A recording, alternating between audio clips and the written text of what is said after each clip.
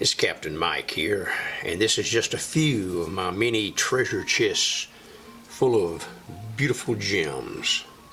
And the great thing about this is I didn't have to shoot down and sink anybody's ship to get them.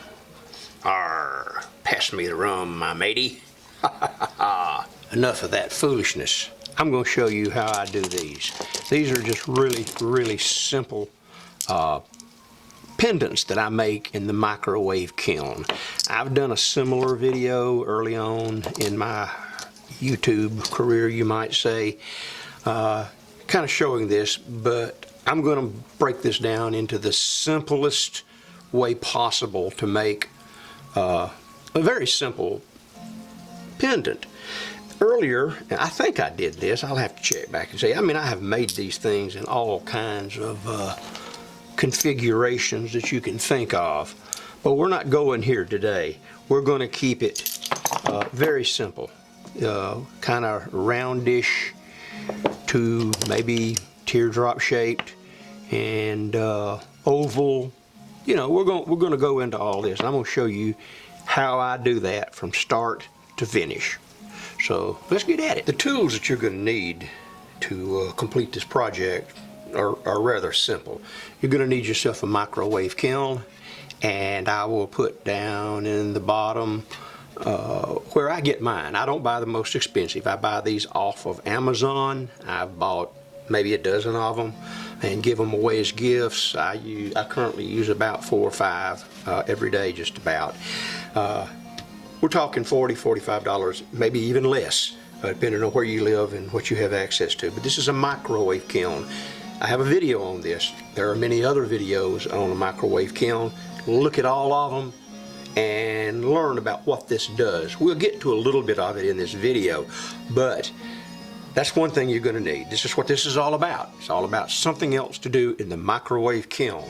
Tools that you're going to need is a set of nippers, and these are for cutting the glass into the shape that you're going to want it. Some nibblers, and they're for kind of breaking off sharp edges that stay, you know, after you've cut the glass. Of course, you're going to need a glass cutter. Doesn't have to be one like this, but you're going to need a glass cutter. And of course a straight edge or something to hold to line your glass up. Now I cheat. I have a cutting mat, and so I can cut out a bunch of 1x1 pieces real quick. That's great.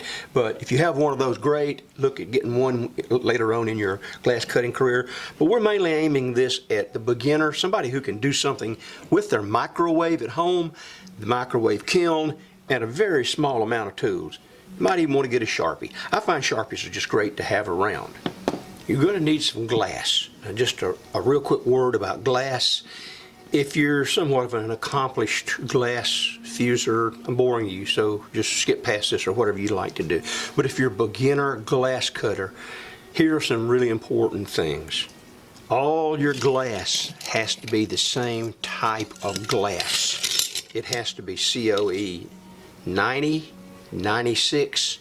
I found that a lot of the glass that is specifically used for stained glass work won't work. Now, sometimes it will, sometimes it won't, but definitely if you use scrap stained glass, make sure it's the same piece of glass and not even necessarily just stained glass. I mean, make sure it comes out of the same sheet. That will ensure a little bit more success. You can see these are scraps. These are all scraps left over from larger projects. And a little bit later on as to where you might can get some more pieces of glass that we're going to incorporate into this project. But here, this is what you got, just scrap glass, okay? You got that? It's all the same COE. In this case, it's COE 90. But you can use whatever you have. Don't mix it. Okay, here's where you're going to start. You've already decided what shape you want, and I'll talk about some of my favorites here in a minute. And you've taken your straight edge and your Sharpie, and you've drawn them to whatever dimensions you want. And then you've taken your glass cutter, and you've either free-handed it, which you can do, because it's not exact. If it's a little off line, it's not going to hurt anything. But you can cut your glass to whatever you want to cut it to. And you have that done. Your glass is cut, and you've cut it into whatever shapes you want to. Now here are some of the shapes that I like. Of course, we all like square, and I'll tell you why in a minute. But there are some perfectly square ones. Those happen to be about 1.25 inches. Here's some more square ones. Here's some that's just a little bit rectangular, more so rectangular. And here's one that is kind of a pyramid shape. And here's why I cut these. Now there's something you noticed. I noticed you probably said, well, Mike, why you got 2 pieces of glass on top of everything? Well, again, this is for you people that have just started out. There's a couple of things that glass wants to do in the world of physics. When you heat glass to a molten or almost molten state, it begins to draw in and pull up to a certain point. Glass all wants to be a sphere, like a marble, and it wants to be roughly 6 millimeters thick, 1/4 inch. That's just what it wants to do. And if you have a square piece, it's going to pull the corners in, and it's going to try to round off. Now, if I use 2 pieces of 3 millimeter glass, 2 pieces of 3 millimeter glass over here, then it's automatically a 1/4 inch. So it's going to spend all of its energy trying to pull in and round up, okay? If you use a piece of this, this happens to be 2 millimeter, but it doesn't matter, it's close enough. If you have a pyramid shaped piece, it's going to turn into kind of a pendant. And it's going to pull in on the corners and pull in on the top. And it's the same with a rectangle. A rectangle wants to be the same thing, no matter what you do. Now, I cap some of this stuff, like a piece of red here. I cap it with clear.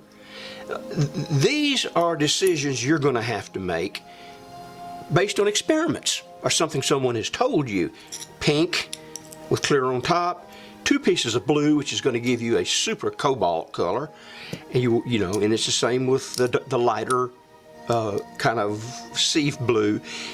The more you stack, darker it gets. So those are experiments that you're going to make. Now, that's what you've done. You've cut all of those right there. Now, here's the next thing you're going to do. This is a trick that I do. You can do it on a grinder, a diamond grinder, a wet diamond grinder if you have one, because you don't want to use a dry one. If you do, you got to use a mask and you got to have ventilation. But if you got a wet diamond grinder, a spindle grinder, or a lap grinder, you can do this without doing this, or you can modify it and make it smoother. But here's what we're going to do. To make this go into, let's just use this blue one. If we're going to make this go into a perfectly round circle, we want to help it along a little bit. To help it along a little bit, we're going to clip the corners off. Okay? You'll take these tools right here, you'll come in about 1/4 inch, whack it off. This again, when I say 1/4 inch, I'm guesstimating. Okay? And you'll do this on every one of them. And then you can come back if you want to refine it. You can refine it. You can just keep cutting the little pieces off, and you know, until it's kind of round. And just do that so that it will more easily become a round piece. Okay, so that's what you're going to do on both of these pieces. They won't match exactly, but it doesn't matter. It doesn't matter. They will they'll form. When they melt, they'll all kind of pool in together. So we're going to go back and we're going to clip the corners off of each of these, and I'm going to show you the next step. Okay, we've got these pendants all trimmed out to about where we want them, and the next thing you want to do with at this stage is clean them. You may have cleaned them before you started, but I use alcohol, rubbing alcohol, and I put it in this little container here, and I spray it on them, and then I wipe it down with a towel. That's my standard procedure, whether I'm fusing big pieces, little pieces. I clean them all with alcohol. Not a big deal. Dollar Tree, you can get you a whole bottle. It'll last you a long time. Now, these need to be gussied up a little bit so that they'll look, kind of like these, different. You can do different things to them. So you need to be at this stage, have them clean, and then you will start adding things such as scrap dichroic glass. It comes in I'm talking all kinds of stuff. I said scrap because I very seldom, I buy the scrap now, don't get me wrong, except for some that is given to me and that I cull out of, scrap glass that comes in a big container, and I go through it, and I'll end up with this dichro pieces of it. I throw nothing away. I dig the smallest pieces out, and then the same with these little pieces, little cut off stuff. Now, here's what I'm going to tell you about your glass, even down to the pieces like this. Look around your locality for someone who does warm glass, that fuses glass panels and does all kinds of stuff like that. If they're high end, then the odds are they're not fooling with this kind of stuff, and so they will be probably quite tickled to give you, as a beginner, a bucket of scrap glass. We all have it. Don't think for a minute that a glass artist that's been doing this very long doesn't have it. Now, they may have a use for it, and they maybe don't want to help you out. That's their choice. Anybody who starts it, comes by my studio, I give them enough to get started, and then you go from there. But you should be able to buy all this stuff like this right here. You should be able to buy this, you should be able to get this in just little chunks, and they should give it to you. If they don't, shame on them.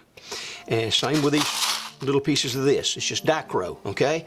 And here's what we're going to do with the dichro pieces and the little chunks of marbleized stuff, if you will. We're going to take them and we are going to put them on the microwave kiln.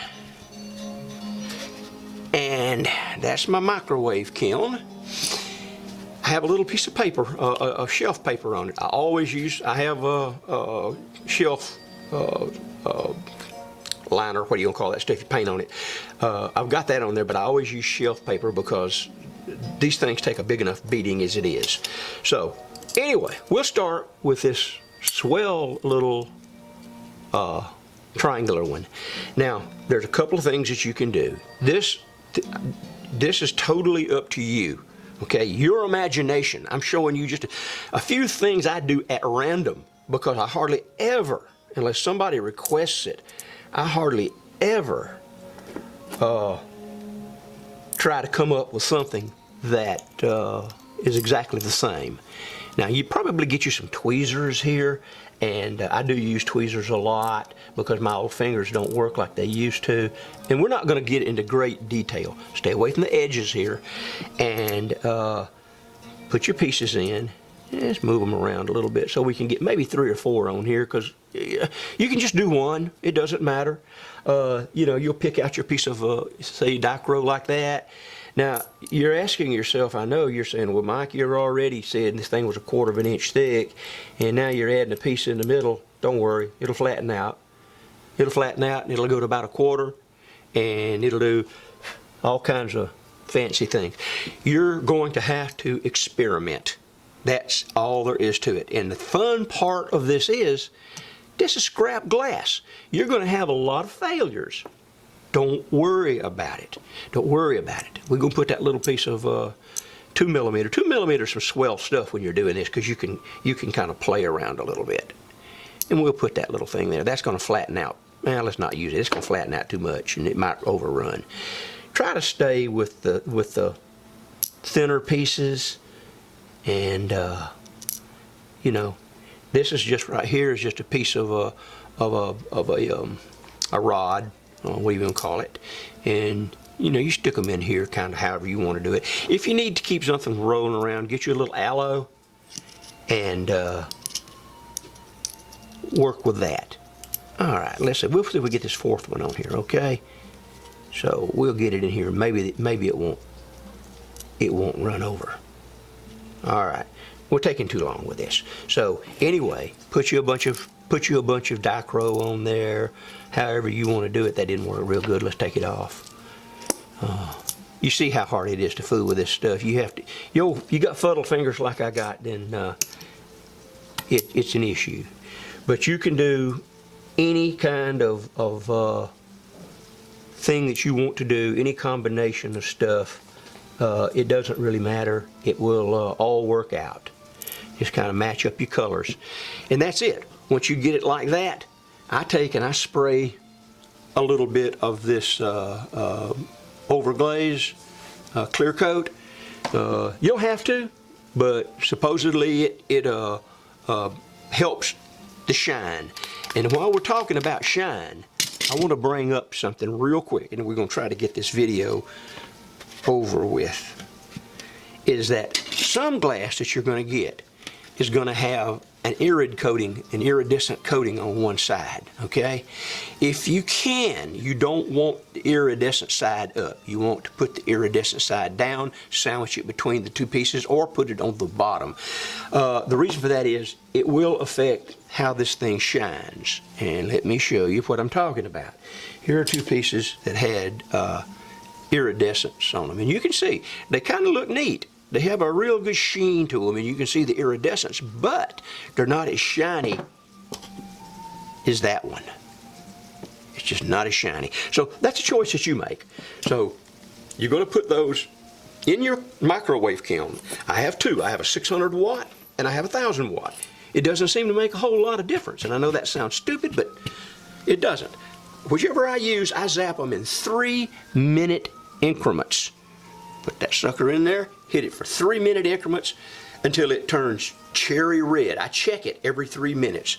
I take the microwave kiln and I pop it like this so I can see in it, and I wear gloves. I don't, but you wear gloves. This won't get hot, really hot, get warm. And look in there and watch them, and you'll see the edges smooth over, and you'll see them become what they are. Everything will smooth and it'll roll over, and once it's all cherry red, that's pretty much it. Pretty much all you have to do. And then let it cool. And what I do is, just as soon as they're where I want them, I crack the door to the microwave for about 10 to 15 minutes. Then I crack the microwave kiln, and I put, not a piece of glass, although you could at this point. I have some pieces of busted clay, ceramic, and I'll stick it there for a breathing space. And I leave it there until it cools. You can take it out of the microwave kiln at that point and put it on something that is not combustionable, like a piece of stainless steel or granite or something that won't burn, and it'll let it cool. And then you will have these right here. That's what you'll have. And all that is left at this particular point is, once they're cool, is to flip them over and get you some little backs. Pick them up on eBay, pick them up on Amazon, and glue them. I use E6000. Use probably anything you want to use. I like E6000, and I glue them and let them sit 24 hours. Some people put them in their little toaster oven and let them heat up to about 250, 300 degrees and then cool. And they say that works better. I've never done it, but you can try that. Again, videos tell you all of this stuff. There's going to be a couple of videos that I am going to mention, and I'll put them in the bottom down here so you can you can go look at those videos and see how they do these and how they'll talk about different things. But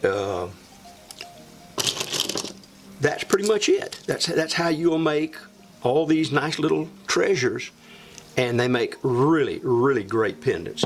If one like this doesn't come out perfectly the way you want it, see that little dog ear down there? Grind it. Grind it on something somehow. If you don't have a grinder, you will eventually have a grinder. Grind it nice and smooth, put it back in the microwave kiln, zap it again, it'll be around. You can just do a glass, fuse it over again, and it just will be perfect. Man, that's about all I can talk to you on this about. This is one of the last batches I done, and you can kind of see how they came out. They haven't been taken off. There's one's kind of diamond shaped, there's some that's kind of oval shaped, some that's kind of pendant shaped. That's the way they work. It's where they come out. And I keep a microwave kiln going all the time. It's a great place to start. A lot of you got the materials and the tools you have as basic tools. You're going to have them if you're going to fool with this with glass anyway. So there you go. That's my video on making pendants in the microwave the simple way. If you have suggestions, let me know. If I've made some mistakes, let me know.